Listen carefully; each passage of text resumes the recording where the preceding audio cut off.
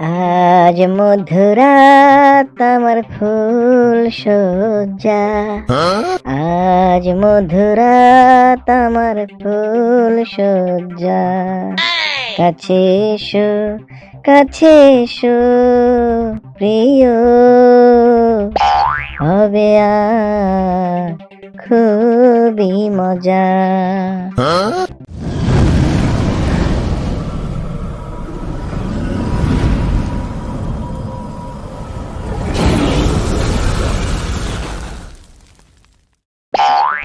কিরে ছুটকি, এসেছিস? রাস্তায় কোনো সমস্যা হয়নি তো? আমরা তো খুবই চিন্তায় ছিলাম। তোর মেশো দেখ বসে বসে তোর জন্য খুবই চিন্তা করছে। না না মাসি, রাস্তায় কোনো সমস্যা হয়নি, আমরা সুন্দরভাবে এসেছি। ফুটু আমাকে ফোন করে সবই বলেছে, বুঝেছিস? তাই কোনো সমস্যা হবে না তোদের এখানে থাকার, বুঝতে পেরেছিস? হ্যাঁ, দাদাই তোমাদেরকে গাড়িতে উঠিয়ে দিল। আচ্ছা মাসি, তুমি তো অনেক বছর ধরে আমাদের বাসায় যাও না, যাও না কেন? আমি কেন তোদের বাসায় যাই না? তুই শুনতে চাস সেই কাহিনী? হ্যাঁ, আমি অবশ্যই শুনতে চাই। তুমি কেন যাও না বলো তো? শোন তবে, আমি যখন কলেজে পড়ি তখন তোদের বাসায় থেকেই পড়তাম। আর তোর পেশো মশাই তখন সবে মাত্র নতুন রেলওয়ে চাকরিতে জয়েন করেছে। তখন তার সাথে আমার প্রেমের সম্পর্ক হয়ে যায়। একদিন তোর বাবা জানতে পেরে তোর মেশোকে নিয়ে লোকজন দিয়ে খুব মেরে তাকে হাসপাতালে ভর্তি করে। তারপর আমাকে ডেকে আমাকে অনেক অপমান করে, কিন্তু আমি বলি যে না, আমি ওকে ভালোবাসি, আমি ওকে বিয়ে করব। তোর বাবা আমার গায়েও হাত দেয়, আমাকেও মারে। তখন আমি তোর মেশো মশাইকে নিয়ে পালিয়ে চলে আসি। তারপর যখন তোর বাবা সব ঘটনা জানতে পারে, তারপরে সে আমাকে ত্যায্যশালী করে দেয়, বুঝেছিস? তারপর তোর মাকেও বলেছে, আমার সাথে যোগাযোগ করতে বারণ করে দিয়েছে। বলেছে যদি যোগাযোগ করে তোর মাকেও নাকি বাড়ি থেকে বের করে দেবে। আমি মাঝে মধ্যে লুকিয়ে লুকিয়ে তোর মায়ের সাথে ফোন করতাম। এই কারণেই তোদের বাড়িতে আর যাওয়া হয় না, বুঝেছিস? বলো কি মাসি, তোমার সাথে এরকম করেছে আমার বাবা? হ্যাঁ, তোর বাবাই আমার সাথে এরকম করেছে। বলছি কি গিন্নি, ছেলে মেয়ে দুটো অত দূর থেকে এত পরিশ্রম করে এসেছে, ওদেরকে কি এখানে দাঁড়িয়ে দাঁড়িয়ে কথা বলবে, নাকি ওদেরকে খেতে দেবে? ওরা ফ্রেশ হয়ে ওরা খাওয়া দাওয়া করুক, ঠিক আছে? তারপর কথা বলা যাবে না? আচ্ছা শোনো, আমি ওদেরকে খাওয়া দাওয়া করাচ্ছি, তুমি একটা কাজ করো, এর মধ্যে তুমি ওদের বিয়ের ব্যবস্থাটা করে ফেলো, ঠিক আছে?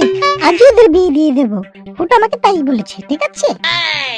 আচ্ছা ঠিক আছে, তুমি চিন্তা করো না, তুমি ওদের খাবার দাবারের ব্যবস্থা করো, আমিও যাই ওদের বিয়ের ব্যবস্থাটা করে ফেলি। এই গিন্নি, এই সত্যি করে বল, আমার মেয়ে কোথায়? আমার মেয়ে ছুটকি কোথায়? সত্যি করে বল। আমি সত্যি করে বলছি, আমি জানি না ছুটকি কোথায়। বদমাইশের বাচ্চা, তোর মতো বউ যার ঘরে আছে তার তো এরকম অবস্থা হবেই। এই তোর কারণেই আমার মেয়েটা পালিয়েছে। তুই আর তোর ছেলে মেয়ে আমার মেয়ের মাথাটা চিবিয়ে খেয়েছিস, বদমাইশের বাচ্চা। দেখো, মেয়ে কিন্তু শুধু তোমার একার না, আমারও মেয়ে, আমারও তো টেনশন হয়। আমি সত্যি করে বলছি, আমি কিছু জানি না। তুই কেন জানবি না? বদমাইশের বাচ্চা, তুই কেন জানবি না তোর মেয়ে কোথায় যায়, কি করে না করে? তুই কেন জানবি না? তুই মানা, তোর তো খবর রাখা উচিত ছিল। মেয়ে কার সাথে যায়, কাদের সাথে চলে, কি করে, রাতে ফোনে কথা বলে কিনা, কখন ফোনে কথা বলে, কার সাথে কথা বলে, তোর খবর রাখা উচিত ছিল না? আজকে এইভাবে আমার মান সম্মানটা নষ্ট করলি, আমি আমার বন্ধুর কাছে কি জবাব দেবো? আমার বন্ধু একটা ডন, ও যদি আমাকে মেনে দেয় তখন আমি কি করবো? তখন তুই বিধবা হবি। বাবা বাবা, তুমি এত টেনশন করো না, কাল্লু আঙ্কেল তো তোমার বন্ধু হয়, তুমি বুঝিয়ে বললে আশা করি বুঝবে। একদম কথা বলবি না মাদার চানের বাচ্চা, তোর মতো হতচ্ছাড়া বলদ ঘরে থাকতে তোর বোন কোথায় যায় না যায় তুই কোনো খোঁজ খবর রাখতে পারিস না, আবার কথা বলিস। তুই জানিস আমার বন্ধু ডনকে? তুই চিনিস কাল্লু ভাই কত খারাপ মানুষ ও? কাল্লু আঙ্কেল যদি বাবা এত খারাপই হয়, তাহলে তার সাথে মেয়ের সম্বন্ধ করতে চেয়েছিলে কেন? উফ, মাদার চানের বাচ্চা, তোর কাছে আমি কৈফিয়ত দেবো? তোর কাছে আমি কোনো কৈফিয়ত দেবো না। তোরা মা ছেলে এখন আমার চোখের সামনে থেকে যা, দেখি আমি কাল্লু ভাইয়ের সাথে কথা বলতেছি, তোরা এখন যা।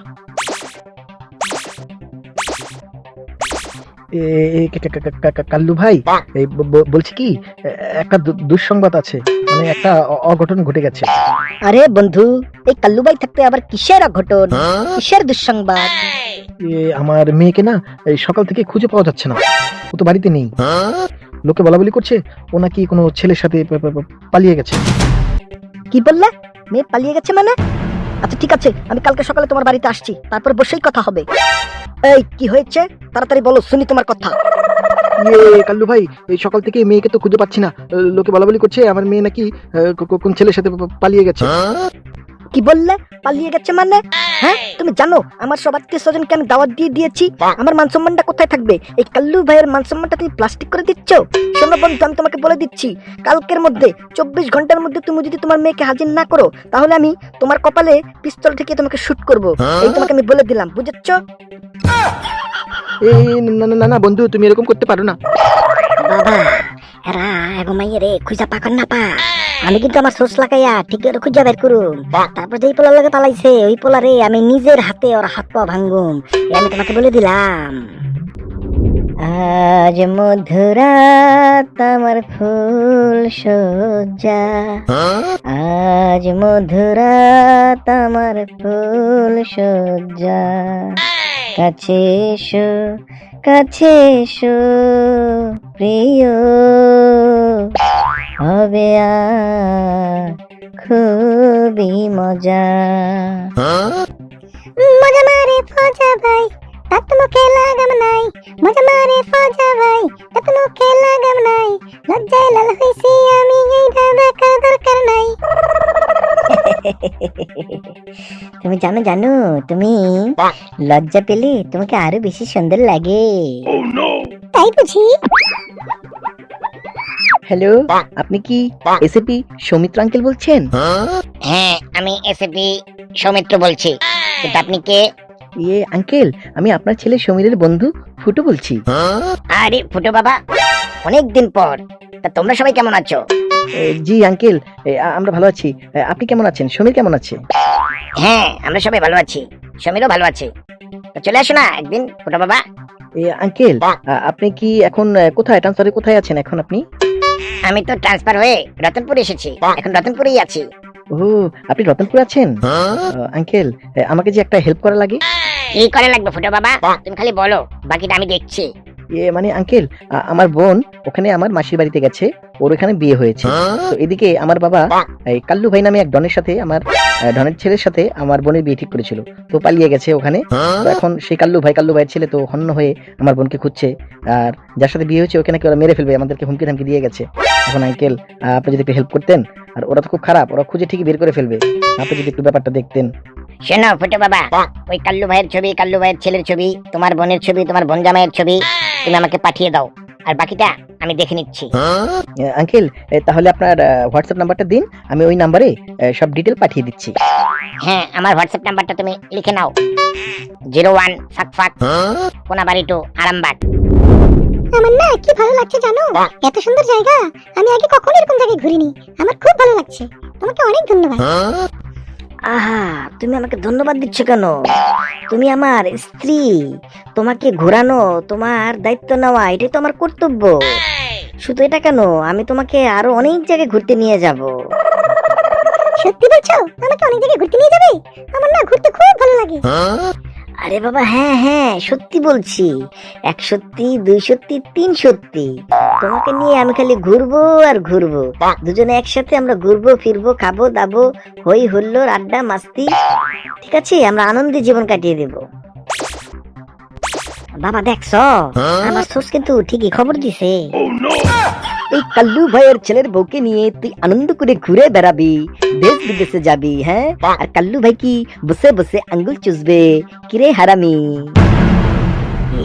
মানে আপনি কে? আমি হলাম তোর মায়ের আরেকটা ভাতার, মানে তোর আরেকটা বাপ, বুঝেছিস? তোর এই বাপের নাম কাল্লু ভাই। দেখেন, আপনি কাল্লু ভাই হন আর মল্লু ভাই হন, আপনি কথাবার্তা মুখ সাবধান করে কথা বলেন, আপনি কথাবার্তা ঠিক করে বলেন, আপনার মুখের ভাষা কিন্তু ঠিক নাই। বাবা মালটা মারতে দাও, আর ধর থেকে গলাটা নামাই দেই। তুই চুপ থাক, যা করার আমি করছি। আজকে তোর রক্ত দিয়ে আমি আর আমার ছেলে তিলক পরবো, বুঝেছিস? কে কার রক্ত দিয়ে তিলক পড়বে তা এখনই দেখা যাবে। স্যার, আপনি এখানে? কেন রে, খুব সমস্যা হয়ে গেল নাকি আমি আসাতে? হ্যাঁ না মানে মানে আপনি স্যার, শালা তোদেরকে দেখাচ্ছি মজা, দাঁড়া।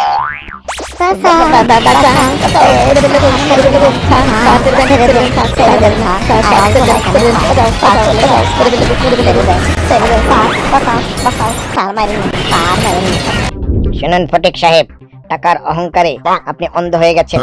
ভালো মন্দ বোঝার জ্ঞান আপনি হারিয়ে ফেলেছেন। আপনি এমন একটা কাজ করতে যাচ্ছিলেন, ডনের সাথে কি কেউ আত্মীয়তা করে? ডন একটা খারাপ, সে সমাজের শত্রু, সে সমাজকে ধ্বংস করতে চায়। আর এরকম একটা লোকের সাথে, এরকম একটা লোকের ছেলের সাথে আপনি মেয়ে বিয়ে দিতে চেয়েছিলেন। আপনি জানেন ওর জীবনটা নষ্ট হয়ে যেত।